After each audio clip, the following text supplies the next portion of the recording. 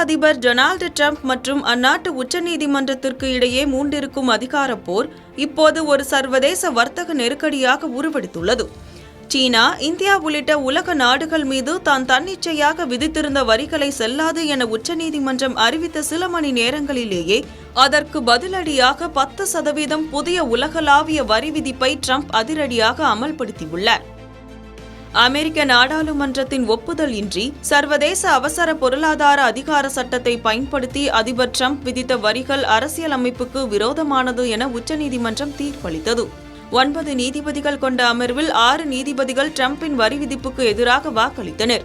வரி விதிக்கும் அதிகாரம் என்பது அரசியலமைப்பு சட்டப்படி நாடாளுமன்றத்திற்கே உரியது என்றும் அதனை அதிபர் தன்னிச்சையாக பயன்படுத்த முடியாது என்றும் தலைமை நீதிபதி ஜான் ராபர்ட்ஸ் தனது தீர்ப்பில் திட்டவட்டமாக குறிப்பிட்டுள்ளார். இந்த தீர்ப்பால் கடும் ஆவேசமடைந்த அதிபர் டிரம்ப் இது ஒரு பயங்கரமான முடிவு என்றும் அவமானத்திற்குரியது என்றும் சாடியுள்ளார். The Supreme Court's ruling on tariffs is deeply disappointing, and I'm ashamed of certain members of the court, absolutely ashamed, for not having the courage to do what's right for our country. மேலும் அவர்களை Republicans in name only மற்றும் தீவிர இடதுசாரி ஜனநாயகவாதிகள் என்றும் அவர் கடுமையாக விமர்சித்துள்ளார்.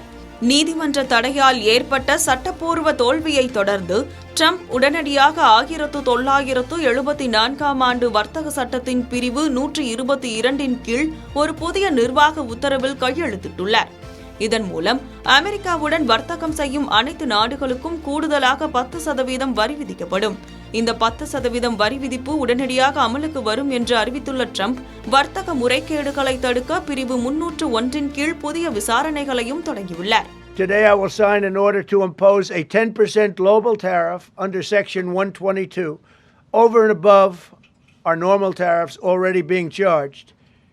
And we're also initiating several Section 301 and other investigations to protect our country from unfair trading practices of other countries and companies.